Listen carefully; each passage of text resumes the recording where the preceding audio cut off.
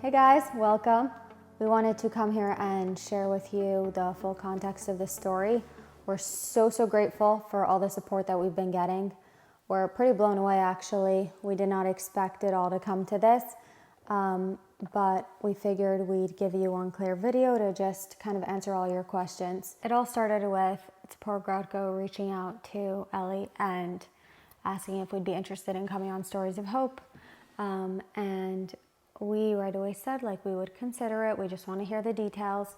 Her assistant reached out to us and we did a Zoom call with her to discuss what it would look like. Right. So the first thing we said was right away we're we'd rather talk about more about today. We always like to bring positivity. We'd rather not focus on too much drama. We'll bring in some details, but we want to focus a lot on the here and now and just say our story a little more vague. Right. And so she said, okay, no problem, sounds good. Yeah, on the Zoom, we mentioned pretty much, we had about an hour with the assistant, and we told her as much as we could in that hour. When we were asked to go onto the podcast, first we really thought about it and we weren't sure, but it seemed like a good opportunity for people to get to know us. And if, being that we had been on one of the Stories of Hope posts beforehand, we figured with enough context, enough for people to maybe be inspired and that it would be worthy of sharing. We just assumed that. Shortly after that, the assistant reached out to us and she said, I was talking over our Zoom with Sephora and I want to just clarify, we do really want to hear the details of your story. She wants to make sure you're actually going to be saying the full story of how you met and how you got married. So we were like, you know what? Okay, if you guys really think it can help people and you want this type of story, then we haven't seen other people speak about it. Maybe it can help people. But we said that we wanted to have some emphasis at least on the positivity of what we're doing now. Yeah, and we'll share, but we'll keep it vague, but we'll share the whole story. Right. Without too many details. Right. I guess fast forward a little bit, we were getting closer to the time of appearing on the podcast a few days before, and we were seriously considering I don't know, maybe we shouldn't do this. We have a lot of sensitivities going on outside of it. We don't want to we were really ruffle nervous. Anything. We were really nervous because we really wanted to share our story, but our story has all these details that plenty of what we spoke about isn't fully resolved. But we figured with all the context that we had been on a Stories of Hope post before, that we're being reached out to now from that post. She looked back at that post. Right, it was a still post. It was a still post that I actually reordered on my grid recently before that, and I put it at the top so people would get to know us better. It was actually a nice little introduction to us, and she reached out to us and based on that post wanted to know more, and that post was talking all about how people believe this slander. So with all the context that I felt was already given and we were asked to go, we decided, you know what, this makes sense. Maybe this is what we should do, and we'll be very respectful of it as much as possible. But up until even those few days before, we sat hours every night for 3 hours a night for a few weeks straight, just preparing for this. And out of it actually came this 32-page PDF that was actually giving more raw details that we wouldn't have shared with everyone. And I actually did share that right when we left the podcast. I did share it with them. And they had all the context of everything. Yeah. Till today. So we had given all the context from preparation for this podcast, and we basically worked on it for weeks. And when we actually read it back to each other, it was a nice few hours to even read, and to get into it a little bit. Yeah. And we were going on, we're gonna, share main 10 details. And we were we're not even gonna share. Once we read the whole thing, we weren't sure what we were gonna share, and we got to the point where we realized we are not sharing anything past the wedding. Why would we? It's not necessary. we just want to share about what happened to get engaged and that story. So we ended up deciding, probably like a couple days before, you know what, we're just gonna do this. It's a good opportunity. Like there might be people out there that really need to hear this kind of story. Like we knew that this is a story that's actually more common than people realize. And we never heard anyone talk about it openly. And Tzipora was also telling us that she felt like this could really resonate with people and bring out a lot of lessons. So we were like, you know what, let's just really give it a shot, and we won't share what we don't think we should share. We got there and we started sharing our story, and actually we were a little surprised because there were like a lot of questions being asked, and we ended up sharing so much more than we were planning to share. We did our best to keep people anonymous, but again, we were just like, we were not expecting to share that much. I was not expecting to be asked about my teenage years, becoming religious again. It was to me, it was an irrelevant point.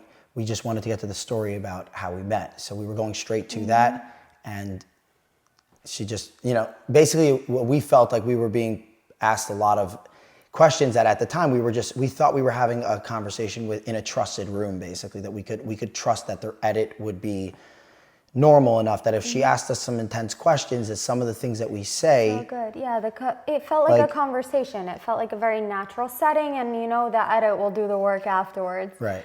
And we did sign a consent form to their edit.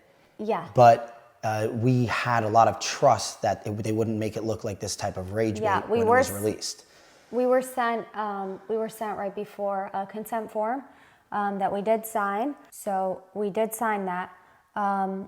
And at the end, we even spoke with her a little bit afterwards, and she was like, you think it's okay, like, with other things that might be going on? And we're like, yeah, we actually think like one of the reasons we also wanted to come on, which we didn't mention before, is that we're actually hoping that like maybe in a way this is our first time to like really share our perspective of how the story went from the beginning, what our intentions were, and just like in a very like calm setting. The way that we are usually able to tell it to people who come to our table for Shabbos, that are close friends, the way that people just hear our story and are like, wow, that's a cool story. We thought we would just be able to share it, and that's what she wanted to hear, Yeah. And we were trying to also just show the perspective of really what our intentions were and how we really like just wanted to do the right thing the whole time. And we're like, maybe even like with the unresolved things that there are, people can see that like we really had the best intentions from the beginning, and it just like seeing the story from our perspective maybe can help. When we left, afterwards I shared, first of all, pictures of us. They asked for pictures for the thumbnail. I sent in a couple pictures. And we sent in pictures, and also we sent in like our few edit requests. There were a few things we had edit requests for. Happens to be like there were some I mentioned that I thought for sure like it wasn't even a question it was going to be taken out, but I'll just mention it anyway. Fast forward, we get to it's the night of the episode airing, and she actually told us, I think you guys did a good job in not like really outing anyone. I don't remember the exact her words. exact words were, you did an amazing job at not throwing anyone under the bus. And we felt good leaving. Yeah, we actually went straight to the OHEL. If you saw our story, like that was significant. So it was powerful. It felt real. It felt like a lot of things were coming together. And we were overall feeling very happy about the podcast. So it got to the night that the episode was airing, and we invite some friends over to come watch it with us. Yeah, we couldn't watch it on our own. We were like, okay, this is nerve-wracking. Well, once we saw the preview. Well, yeah. So first we see the preview come on, and I'm going to be honest, we were in shock.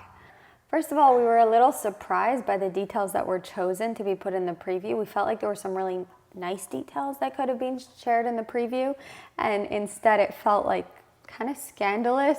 Kind of like slap the people in the face that like... It could have been like the rest of their stories, meaningful minutes, it's inspiring, but instead it became this Hollywood Netflix thing, and we were like, it kind of felt insensitive given that they knew the context to like the sensitivities around it. Very much so. She even, again, she really, right after we left the podcast, she said to us, just want to make sure, is everything okay now with family? And we literally said no. And part of the reason we're here is to potentially help with that they'll hear our full side of the story and everything that happened. And then the second thing was the title itself, which said rabbis told us not to get married.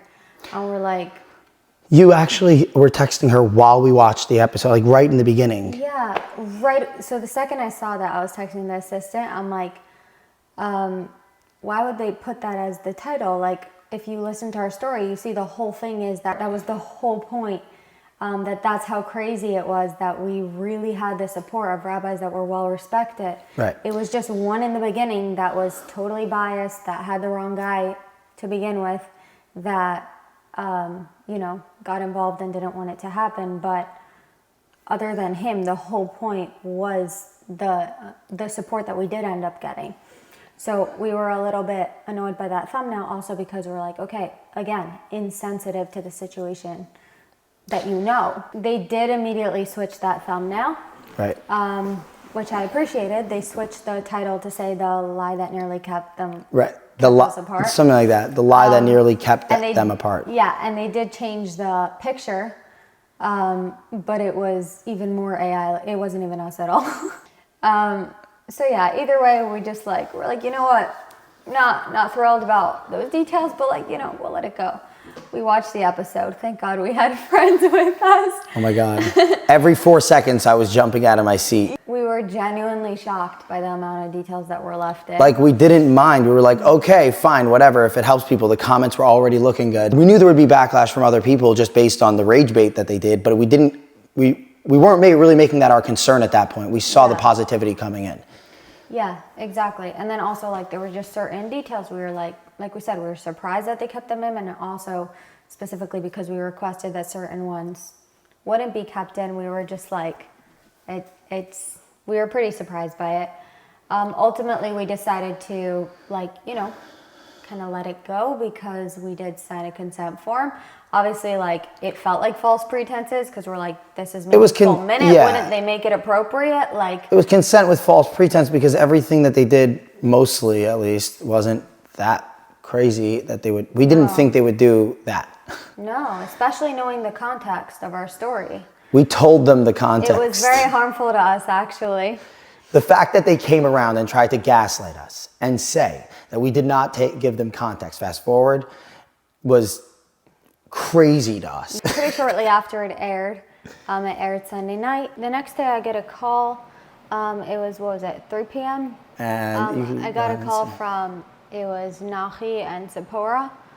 And they started off with... Well, he first says, hey, this is Nachi. And this was odd because Nachi had nothing to do with anything until now.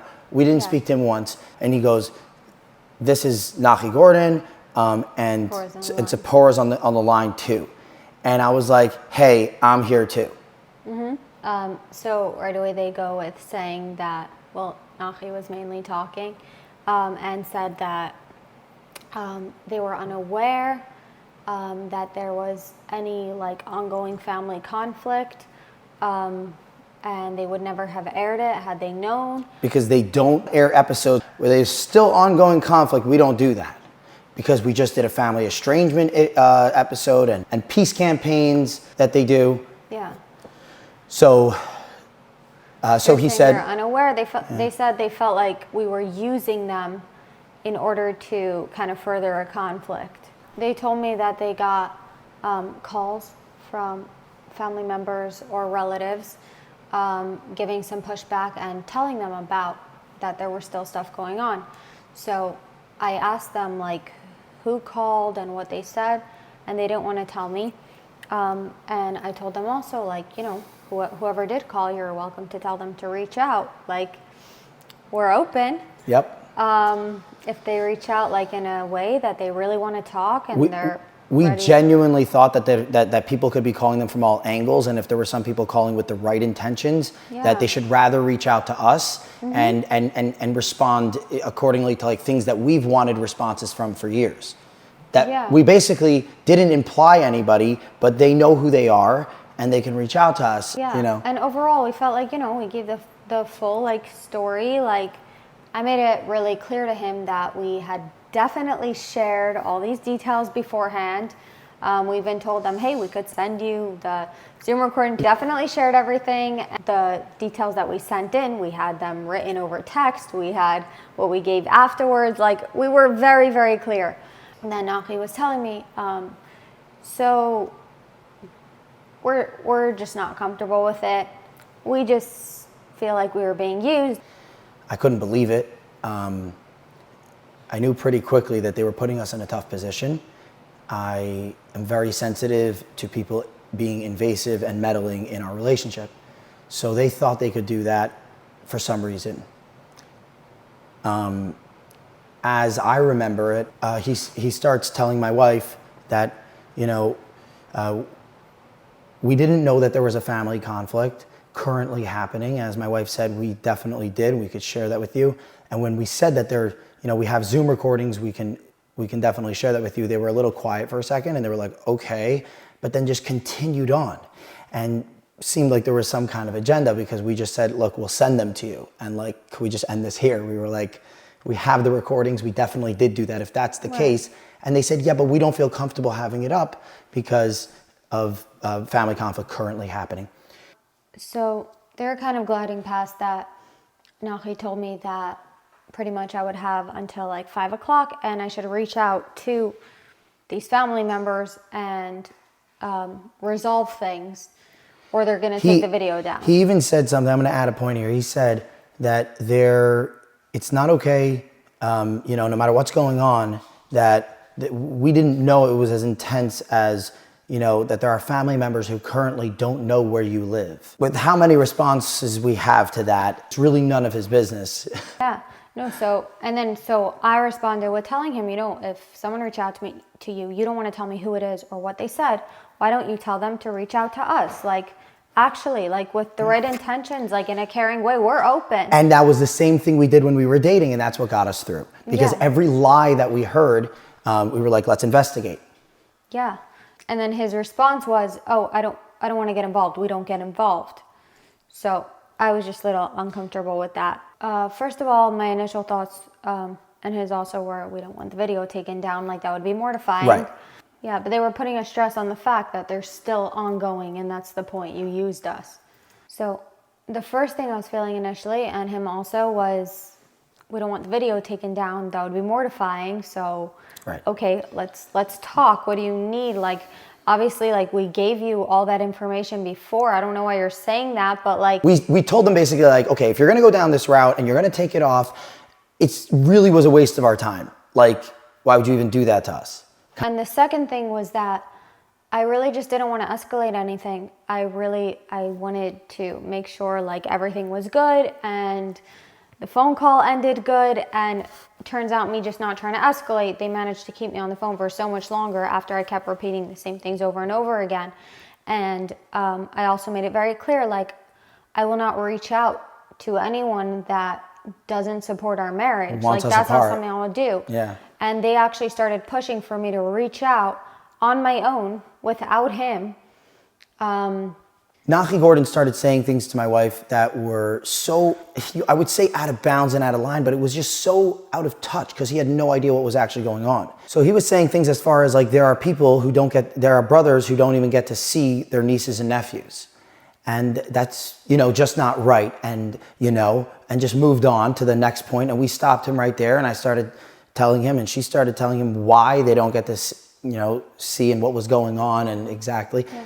I actually told them very clearly that I tried to open up conversations in the past. We tried to resolve things, and based on the responses we were getting, we weren't comfortable reaching out. No. And especially, again, because if someone doesn't support my marriage, I'm not going to reach out. I would need them to show me that they support my marriage.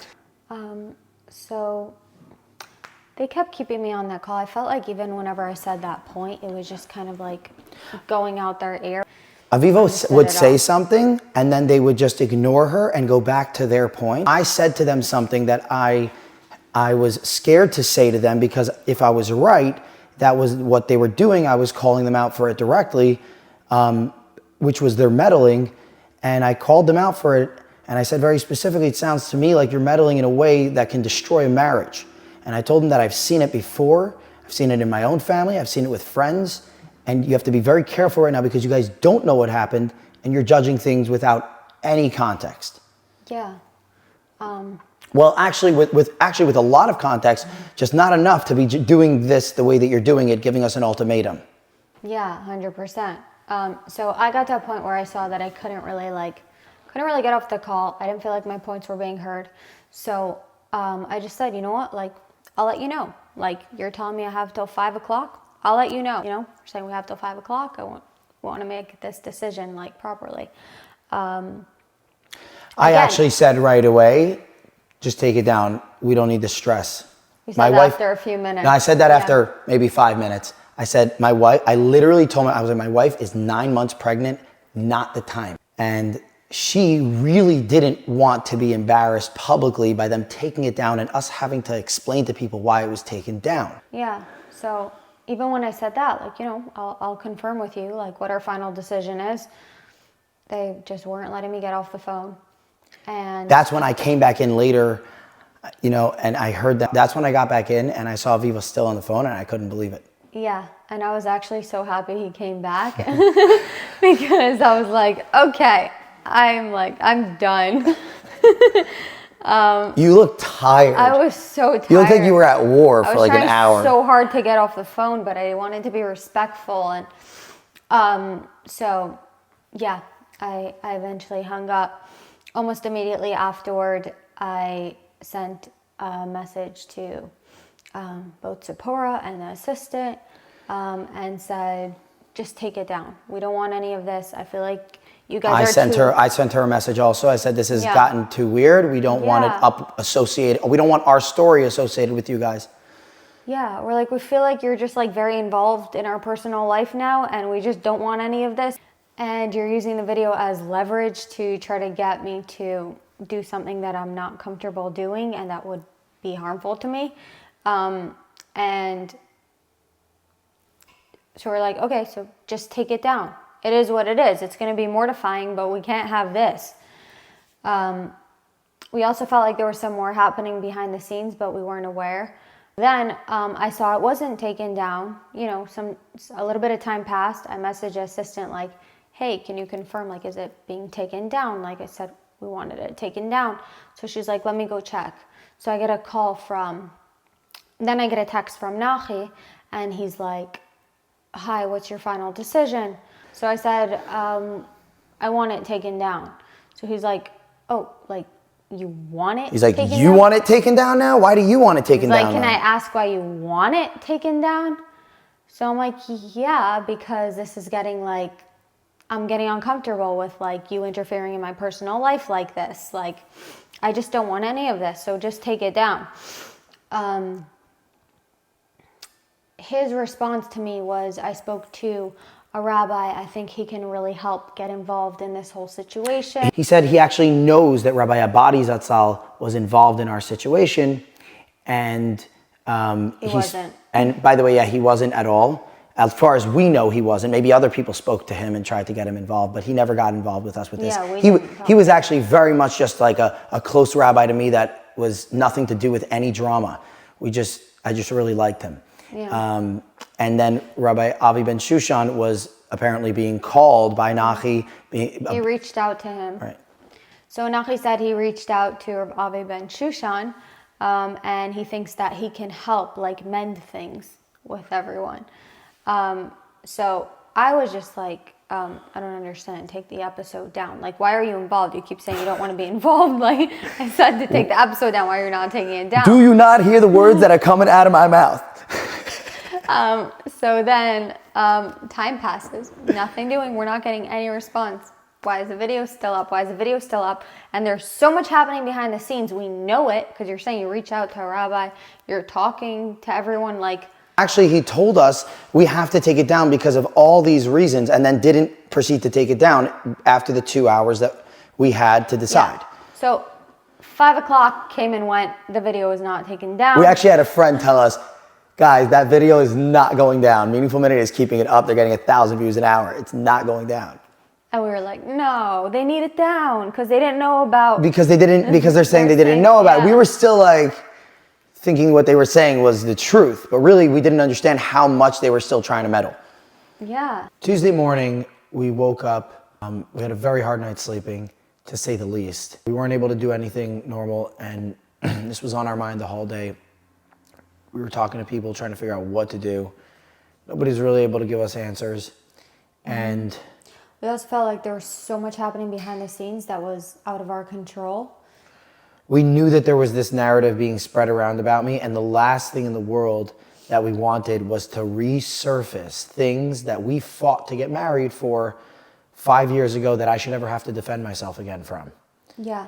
So at that time, right then, we didn't know exactly what was going around because, like I said, they didn't want to share with me what was said to them.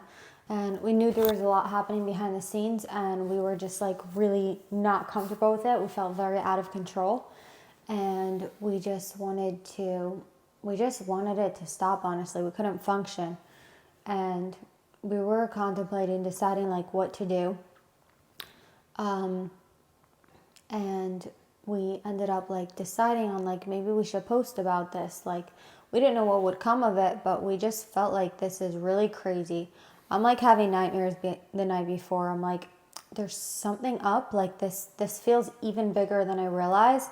And we were just like super uncomfortable and out of control. What Meaningful Minute did actually made the situation that was already sticky far more sticky than it had to be. Yeah. And something that we were hoping would be resolved in the future suddenly was not looking like there could ever be resolved because of the narratives that they were putting with it and because of just how they were going about it overall, and really also how they made our episode look. We basically came up with a post that we're like, okay, maybe we'll post this if we post something. But we were contemplating for, what was it, 6 hours? 8 hours. 8 hours? 8 hours. We could not decide if we should post or not. And again, we didn't know what would come from it, but we didn't like how out of control we were, and we needed it to stop. We couldn't function. So literally from 8 a.m. we were having like a coffee, and we were talking about it the whole day. yeah, And we didn't know what the heck to do. yeah, Because the pain that they were basically causing us was pain that we couldn't experience again.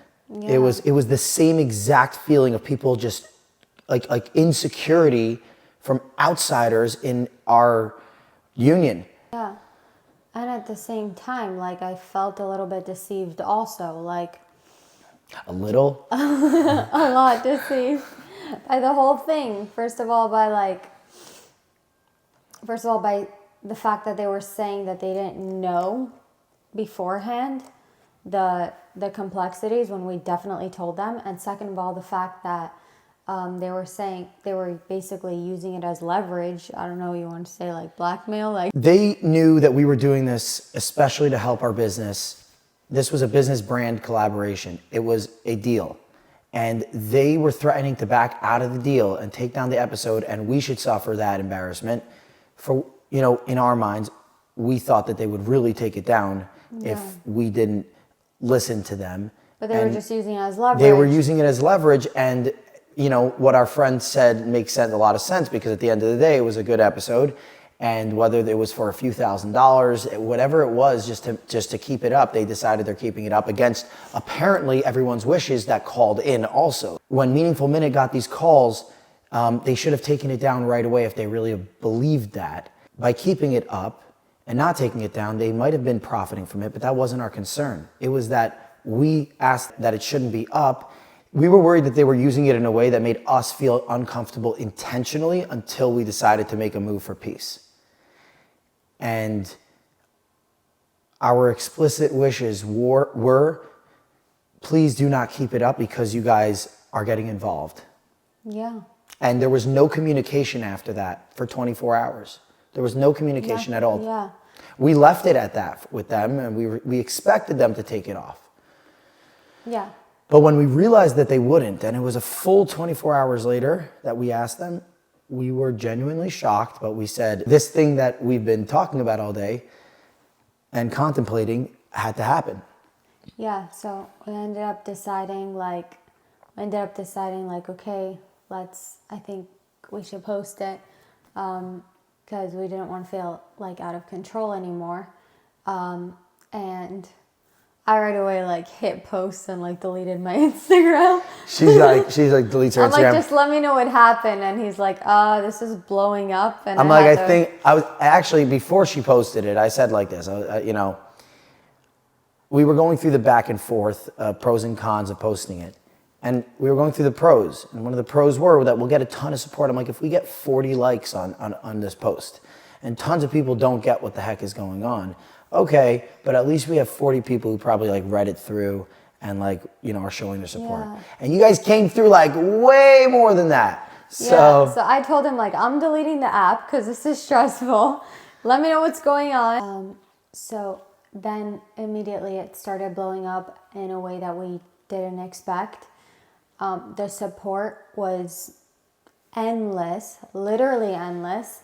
And the crazy thing was that people were really relating to us, and also like just really like having an understanding of what we were experiencing, and we did not expect that amount of support.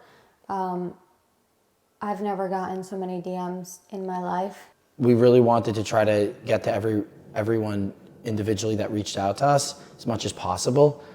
And to stick to the story here, we want to just make it clear that we've been telling this story as we've been experiencing it and as we had experienced it since the very start. Yes. And, I'm sure we're, even with this, leaving out details that are important and whatnot, but we're here to tell the truth as we recall it in live time as we're here. So while we were getting many DMs, which I think it's something that we do need to address later, because we're going to the address. stories that we've been getting have been crazy. I think honestly a movement is starting. There is a community of thousands of people that we know who are going through something similar to us, or who went through it, and they're in their years into marriage already. But I thought maybe it was just a generational thing. It's not. There are tons of people who are going through this in some kind of way or another, and we should all be showing support to each other. And others who aren't going through this, guys, like really understand that it is abuse. When we say as a family unit, we don't want certain things to feel uncomfortable, or whatever it is that we ask, it should be respected. Like while I'm going through these DMs, I come across a message from someone I don't know telling me that, by the way, there's an anonymous account going around and just telling people that your husband's abusive and it's pretty crazy. She needs to stop. So I got pretty freaked out about that. I had a bit of a suspicion of who that might be, but obviously I didn't know. And then I posted on my story an anonymous screenshot of that message, and I said, if anyone has gotten an anonymous message, please send me the screenshots, because it's super important to me. I needed to get down to the bottom of it, because obviously that's extremely damaging to me, and obviously not true. I don't even need to say that. And we had already had suspicions for a long time that this was going on behind the scenes, and we've always felt that energy. Yeah. And by doing this, a lot of that private stuff just was exposed. Yeah. Which is unfortunately why we had to do it, because we were done suffering this in silence, in private, and being spoken about, and not being able to defend ourselves publicly. And the weird part is that like it wasn't even like our intention to be like that publicly not personal at all. That's not our personality. We're very private people, but it ended up being a gift, because first of all, the amounts of support, but second of all, like the things that started coming out that people were sharing with me that I otherwise would not have known, ended up being really helpful. And I had someone reach out to me and send me a screenshot of like that same kind of message, similar wording to the anonymous screenshots I received. I received from a few people, and I saw straight away that it was my sister-in-law, and I felt like I had to expose it, as uncomfortable as that was, because it was the only way I felt like I could maybe put a stop to it, because she was mass messaging strangers, especially anyone that commented positively on Meaningful Minutes post, She messaged them to tell them they're enabling abuse, and it was just extremely damaging. So I'm really, really grateful to the people that helped me and gave me that information. And I'm really grateful for the platform that I got out of this in order to expose that. And now that thousands of people know about it, I definitely feel a little bit safer. That some of the screenshots I received with the messages that she's been sending to people, I saw in writing that she said that she had called Meaningful Minute. So I know she was definitely one of the people that did. I don't know what the others said. Again, they didn't share anything with me, but I know for a fact that she called them to say They wouldn't this share narrative. any names. Nothing. So she admitted that she had shared this specifically with Meaningful Minute. So again, first of all, they didn't tell me that. Second of all, now I see the way they were treating me on the phone was as if I'm a victim. And that was really disturbing to me. She's basically been going around spreading this to a point, like now I know also the language she must have used with them, because I see the language she's been using with other people, that I'm severely abused and I need to be saved. So that's what she's going around messaging people, and that's what she told them. So they obviously didn't share that with me. I realized they basically opened that can and they allowed that to be believed. And she's doing a very good job spreading that, and I know people in my life believe her. And ironically, what ended up happening at the end of the day was that Meaningful Minute, the new thumbnail that they put, the lie that nearly kept us apart, was the lie that they ended up believing by people they should have never listened to after knowing our story and knowing the sensitivities. Also, I'd like to make another point. After 2 hours from when Aviva posted the Instagram carousel, 20 minutes in, Nachi Gordon calls me and Aviva, and at that point, we weren't just going to answer the phone. At this point, they didn't take the post down yet, so we weren't answering any phone calls. Yeah. And they kept it up for a couple more hours. They took down their Instagram page, made it private. I don't know what they did, blocked us, and released a damaging statement to Instagram and to WhatsApp. Yep. That this was done, after finding out more of the information after the show was released. Right, that they weren't aware of before. That they weren't aware of it before, and after speaking with Rabbanim, that they decided to take it down. We view that as defamatory. After 2 hours, they finally got the pressure. They saw the post was going viral. They deleted on Instagram and on YouTube. At that point, we were already getting flooded with DMs and messages and support, but they had not offered any kind of apology, and they came out with a statement that Rabbanim said to take it down. We got it after they found out information that wasn't told to them right. beforehand. If they said that 24 hours earlier, we would have had to defend that in a different way. But we were worried that they would say something like that 24 hours earlier, and that wouldn't have been true, and we would have had to still come out with something like this. So it was like an impossible situation no matter what we did. We had to do something first. If Rabbanim were consulted, I'm not sure what they were consulted about, if Meaningful Minute gets Rabbanim to, accept and approve every single episode that they do or not. But this one needed approval by Rabbanim. We don't know which Rabbanim apparently disapproved it and said it can't be aired after it was aired. So we're calling on Meaningful Minute to let us know who called in, and also let us know who are the Rabbanim, so we can speak directly to them ourselves instead of hiding behind Rabbanim. Number two is these Rabbanim, if they just heard about this, not 24 hours before, but once we had made the post and 2 hours later, so you called me about 20, 30 minutes in, you must have given them the video to watch in full. I give the kafs for that. And they had an hour and a half to watch it, didn't respond back to us about the story at all, didn't ask us about it at all, and made a decision that we should be publicly embarrassed and the video should be taken down. Yeah. That's not how it went. That's not how it went at all. We wanted it down because you guys tried to meddle.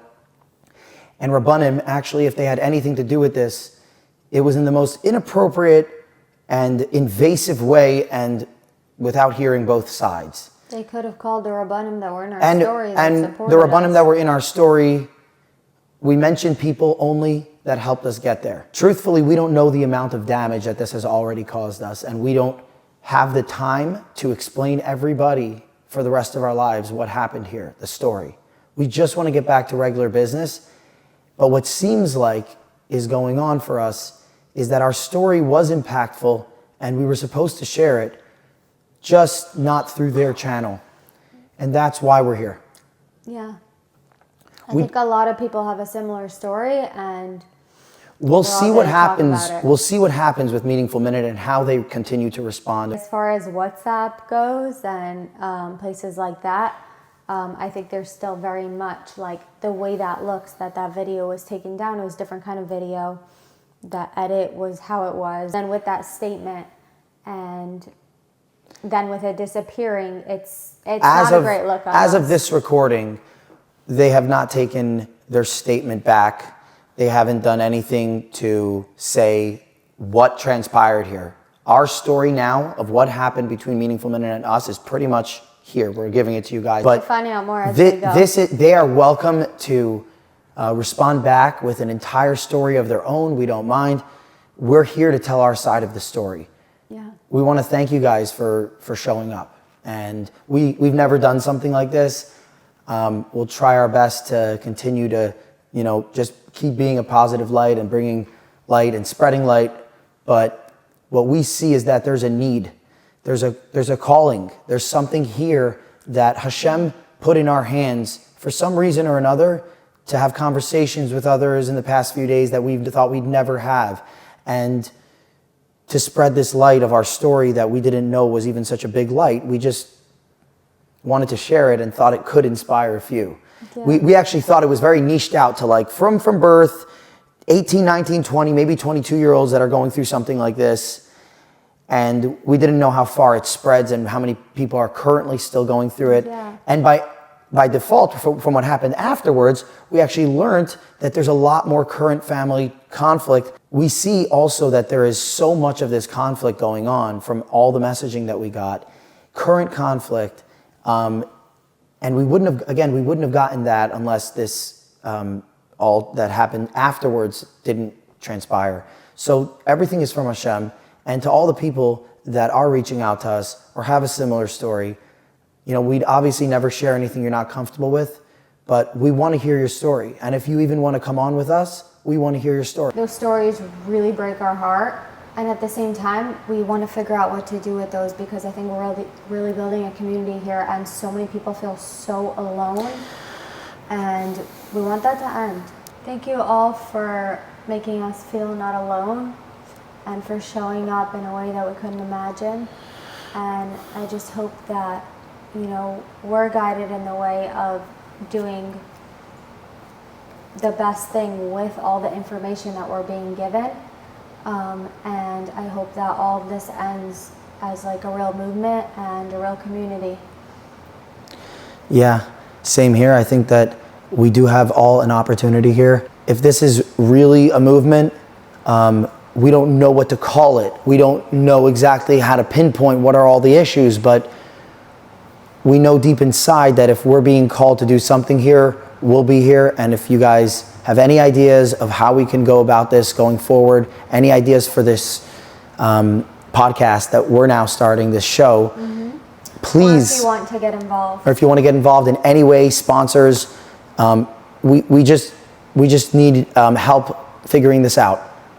So if you guys want to reach out and make this even better than it is, show your support in any way you can. And if you're involved in the podcast space at all, please reach out. We'd love to speak to you. And if there's any questions about what we spoke about in this episode, please don't hesitate to reach out. You can either privately DM us or publicly comment. We'll try to get back to you. But thank you so much for taking the time to listen and hear us out.